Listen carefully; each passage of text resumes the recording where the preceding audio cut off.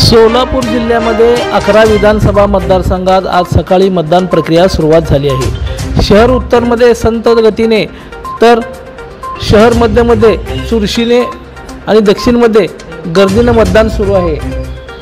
अक्कलकोट, बार्शी, मोहोळ, माळशिरसमध्ये जोरदार मतदान सुरू असल्याचं दुपारी 2चं वृत्त आहे। करमाळा, पंढरपूर, माढा येथेही मतदानाच्या रांगा दिसत आहेत। यादीमध्ये नाव सापडत नाही। मोबाईल बंदी, त्यामुळे मतदान केंद्रावर वाद होत असल्याचं पाहावयास मिळत आहे।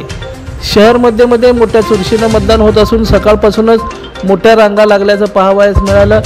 विविध शाळांमध्ये अपंगांनीही आपला मतदानाचा हक्क बजावल्याचं पाहावयास मिळालं। दक्षिणचे आमदार सुभाष देशमुख, आडम मास्तर, खासदार प्रणिती शिंदे, माजी केंद्रीय गृहमंत्री सुशील कुमार शिंदे, शिवसेनेचे जिल्हा प्रमुख अमोल बापू शिंदे, राष्ट्रवादीचे संतोष पवार यांच्यासह इतर मान्यवरांनीही आपला मतदानाचा हक्क बजावल्याचं पाहावयास मिळालं। दुपारपर्यंत 35% मतदान झाल्याचं विश्वसनीय वृत्त समोर आलं आहे।